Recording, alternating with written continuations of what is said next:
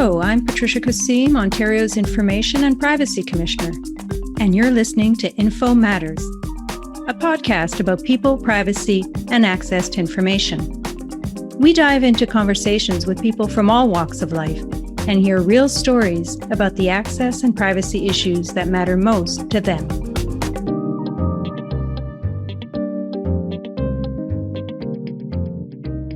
Hello, listeners. Thanks for tuning in.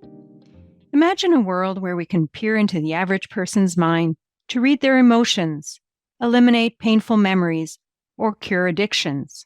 Or a world where employers can track a person's mood, level of attention, or concentration on the job.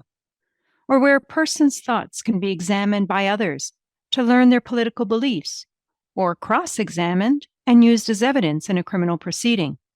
For anyone who thinks we're still a long way from these possibilities, well, we're a lot closer than you think. Neurotechnologies are a rapidly developing field. These include devices that can interact directly with our brain or nervous system to read, control, or even stimulate certain reactions. A recent report by the United Nations estimates that research and patents for neurotechnology devices have increased more than 20-fold in the last 20 years.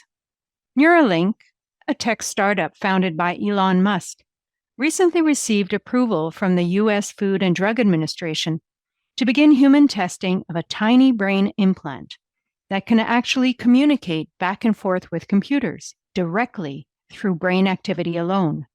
There's no doubt that neuroscience and neurotechnology can be immensely beneficial to overcome paralysis, alleviate symptoms of Parkinson's or epilepsy, even help blind people see or deaf persons hear. But these technologies come with unique privacy and ethical concerns, particularly if they're used to read or interact with, and even alter the structure of our brains to change our thoughts and memories in ways that may not be wanted or beneficial. You can see how neurotechnologies begin to run up against our fundamental conception of what makes us human: personal identity, freedom of thought, even mental privacy. In this episode, we'll be exploring the legal, ethical, and regulatory implications of neurotechnology. My guest is Jennifer Chandler. She's a law professor at the University of Ottawa, affiliated with the Centre for Health Law Policy and Ethics, and cross-appointed to the university's Faculty of Medicine. Jennifer, welcome to the show, and thank you for taking the time to join us today. Thank you so much for having me. I'm really pleased to be here having this discussion with you.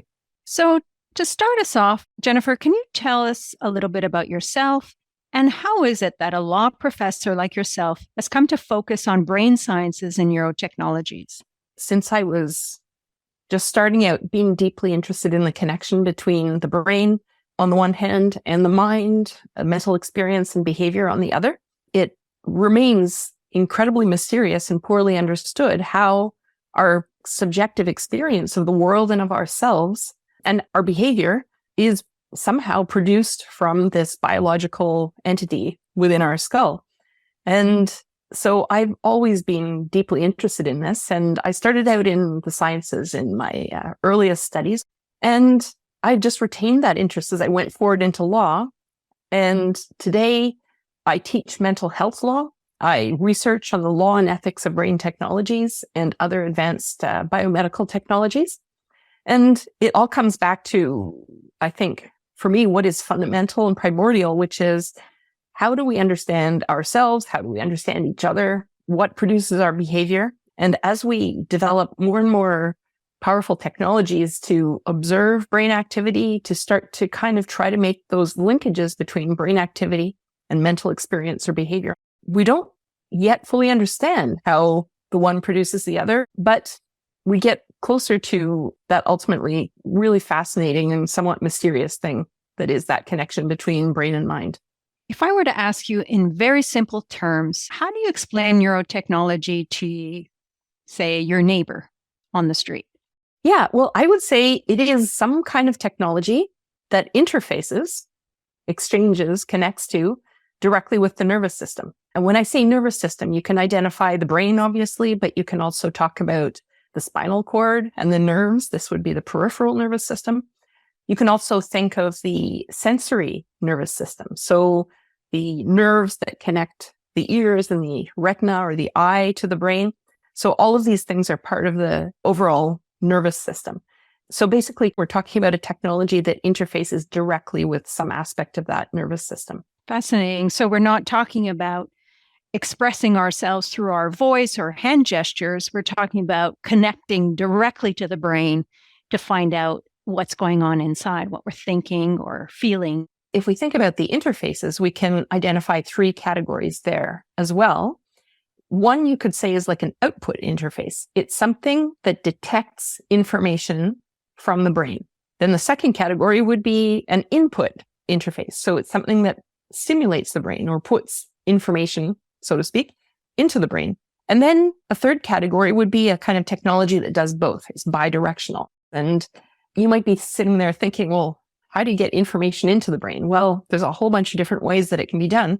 You can deliver stimulation via magnetic fields, by electric current, by ultrasound. There's lots of different other potential possibilities, such as optical stimulation with light. Now, this is being done in mice who can be modified so that the cells respond to light. This is not something that can be done at present in human beings. And then these kinds of ways of stimulating can be done from the outside on the surface of the skull. They can be done just below the skull on the surface of the brain, or they can be done through electrodes that go deep into the brain. So these are all ways of getting information or stimulation into the brain. And as for the output side of things, how do you detect information from the brain? Again, you can use direct measures that pick up electrical activity. You can use sort of indirect measures. And what they do is they pick up other things about the brain's activity. They detect blood flow. They detect the flow of glucose within the brain. The connection to activity is the presumption that an active part of the brain will have more blood flow into it. It will have more glucose flow into it. And so there you make the inference from the presence of the blood flow or the glucose that that's an active part of the brain. Can you give us some examples of how neurotechnologies are used in the healthcare context or in the medical context? There is a device on the market already to address epilepsy. And epilepsy is something where a seizure will occur from time to time, but in between, there's no need to stimulate the brain. And so what this device does is it monitors the brain and detects when a seizure is about to happen, and then only stimulates to prevent the seizure at that time. So that's an example of why it might be useful to both monitor and then deliver stimulation as needed. But there's a whole range of other neurological conditions where this is used as an approach. So Parkinson's disease and other movement disorders where people have difficulty with movement is an area where the science is well advanced, and there's many tens of thousands of people already being treated with deep brain stimulation, DBS for short, is the insertion of an electrode into a specific part of the brain so that there can be stimulation which alleviates the movement-related symptoms. Where it's a little bit more speculative is in treating psychiatric conditions. So there's a lot of research right now for trying to use deep brain stimulation for a very broad range of different kinds of mental health conditions, whether it's mood conditions like depression or conditions like addiction, anorexia, schizophrenia, obsessive compulsive disorder, PTSD, and a whole range of different problems that people might encounter. Another sort of input technology is in assistive devices for people with sensory impairments, such as the retinal implant, the cochlear implant. So there's a whole range of these different contexts in which people might find these brain stimulation technologies to be helpful. Now, if I switch to the output technologies, so here we're reading information from the brain, it is a whole different set of potential health issues that are being answered. And the idea here is that there will be a device that picks up brain activity and then decodes or interprets it to allow for some kind of output.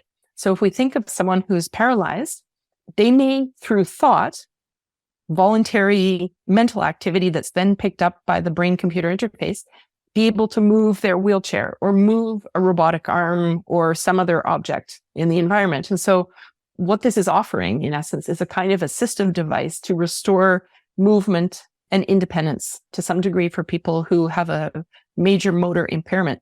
And one use case is for people whose movement impairment is so severe that they cannot communicate efficiently. And so some of the really interesting, exciting work that's being done is figuring out how to decode imagined speech from brain activity. So it can help people move, it can help people communicate, it can help people hear, it could help people see.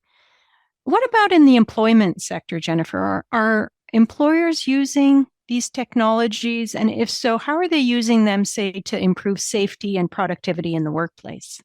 What is being used in this context is a kind of brain-computer interface that is non-invasive. It's based on EEG, or electroencephalography, which is in the form of little electrodes on the surface of the scalp that will pick up patterns of electrical activity in the brain. It's not very specific. It tends to pick up waves of activity depending upon different basic mental states. But there's interest in the employment, and I would mention also in the educational sector, to use this kind of thing to monitor, for example, alertness, focus, concentration. And you can quickly see that this might be really useful in contexts where alertness is very dangerous, or lack of alertness can be very dangerous. So it might be a safety measure. It could also be used to study workflow and how long can people maintain concentration before it needs to be changed. Are there different ways to help the maintenance of concentration?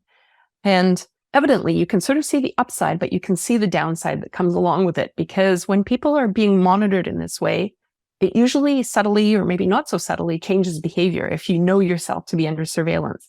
So it raises questions about, liberty and just how much information employers or teachers or anyone should have about us on an ongoing basis.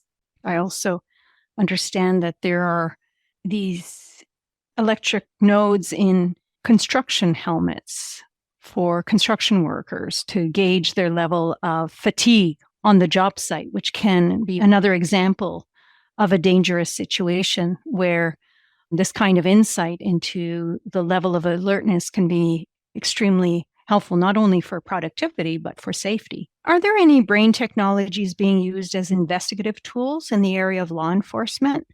There is a particular application that has gotten some uptake in investigation and law enforcement. It's, to my knowledge, not used in Canada, but it's often called brain fingerprinting. And you can kind of think about it a little bit as having a somewhat similar function to the polygraph or lie detector test, except it works by looking directly at brain activity. So basically what it involves is using EEG to pick up those patterns of electrical activity in the brain. It works by detecting something called the P300 response. And this is a response that happens 300 milliseconds after the presentation of a stimulus. And it works because there is a particular characteristic response that the brain makes when you recognize something, in essence. So the theory for investigative purposes is that there may be information about the crime known only to someone who was there, who was involved in the crime in some way.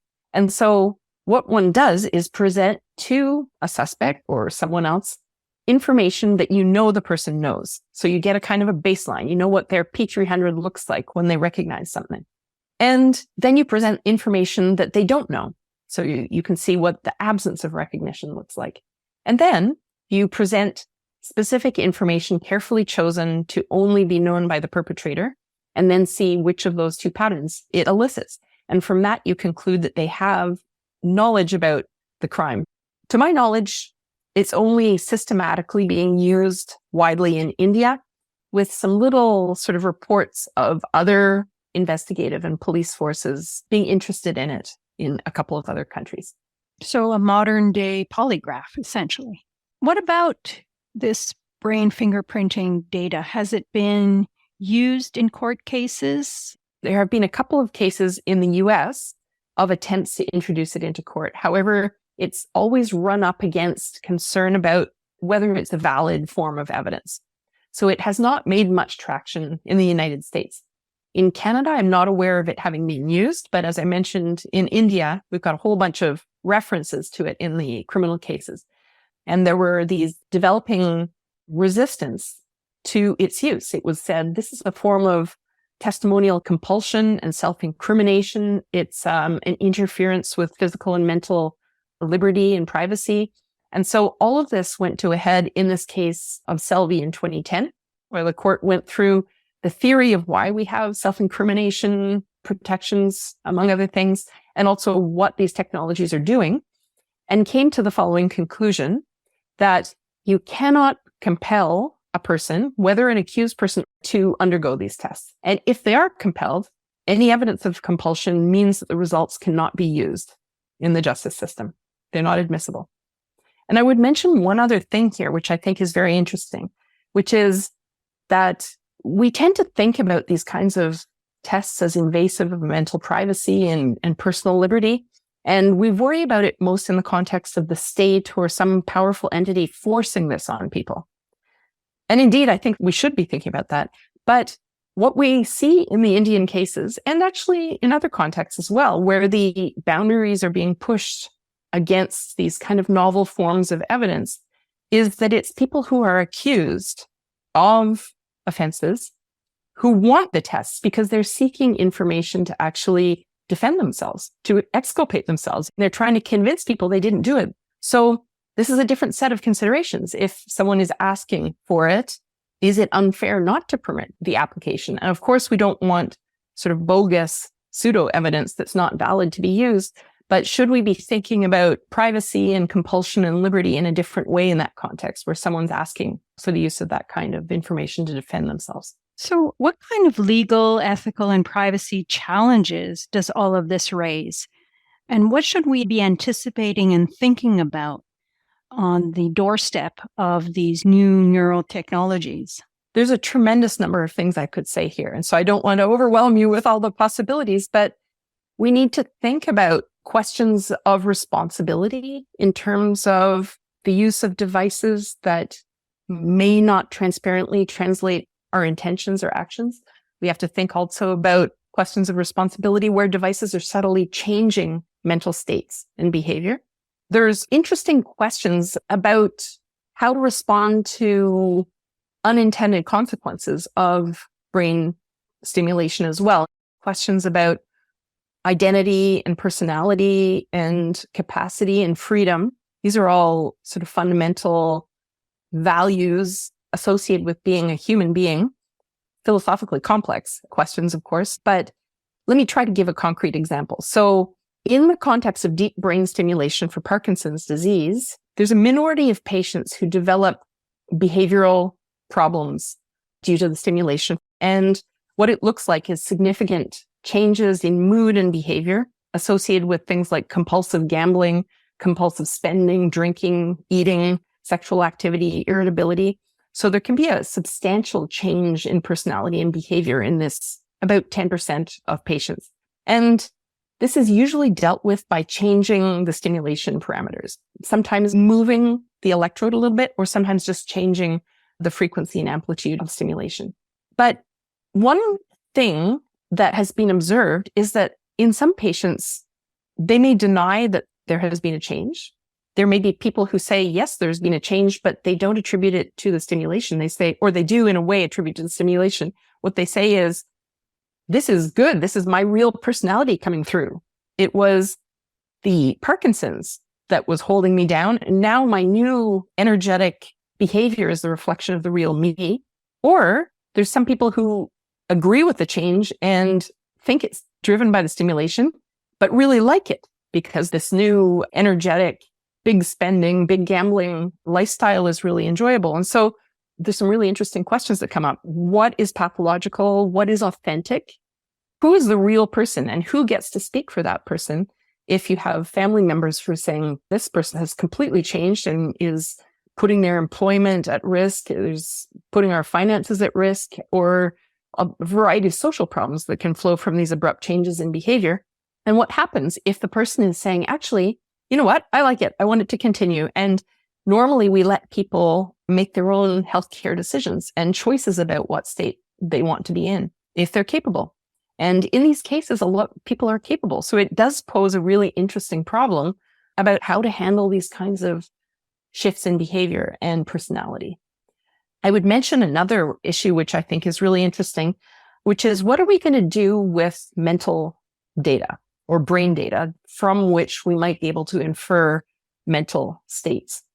One of the things that the law is really not worried about very much is freedom of thought. And that's because we couldn't access each other's thoughts. We spend a lot of time guessing what's in people's thoughts. In fact, we're, a social species. We're pretty good at trying to read people and understand what might be in their thoughts, but we never actually have direct access. And so if we're starting to gather lots of brain data, does that start to actually give access to the content of thought? As this technology develops and we get closer to more detailed mental content, I think we have to think very hard about what to do about that.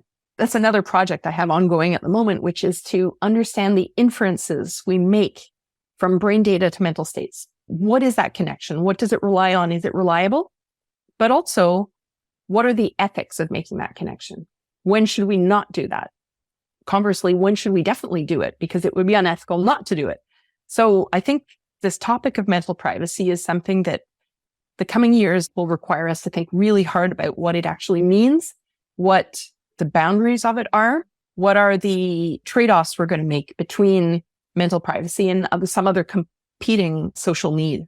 There's a lot of people thinking about the things that you've just raised internationally, and some people are calling on international bodies to begin to recognize novel neuro rights or cognitive rights, to begin to enshrine things like the right to mental privacy, the right to a personal identity or personality, the right to free will.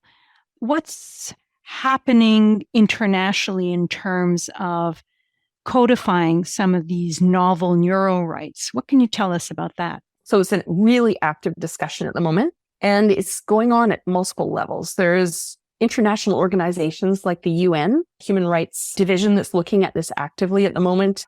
A report is expected next fall, 2024. There are other multinational organizations, regional bodies that have been looking at this as well. And even some countries that have started to modify their law to put in protection for certain aspects of these neuro rights. So Chile is an example where the government has decided to modify its legislation. There's a different list of proposed rights depending upon who you ask, but some of the key ones, in my view, are this issue of cognitive liberty, which would include the right to alter your own mental states as well as to protect them against forcible intervention.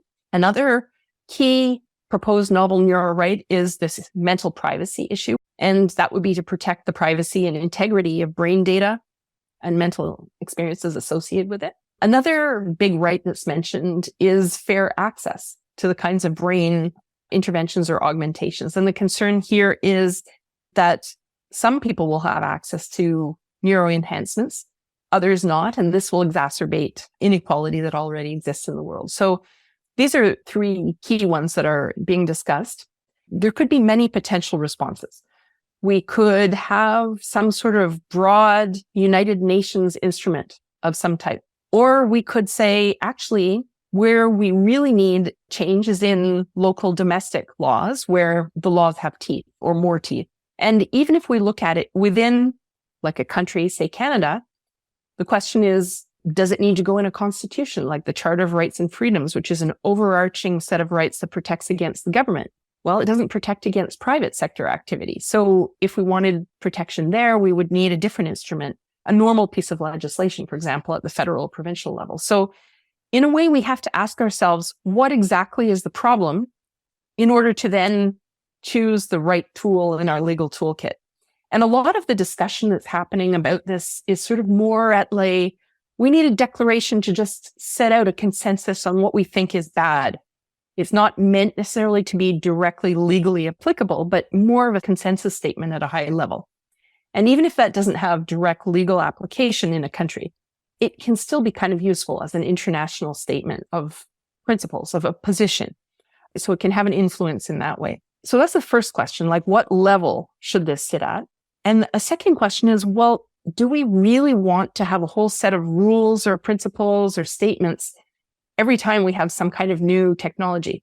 If we step back and look at the way human rights are normally articulated, they're few in number, these rights, and they're articulated in broad terms.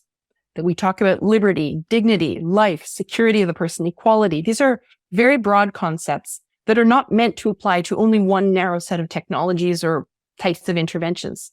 They're expected to be able to evolve and encompass new situations that come up over time. And the problem with creating specific rights for every potential context in which we have a concern is we get a proliferation of these rights, and it starts to degrade a little bit the weight of what we say are fundamental human rights if we get too many of them.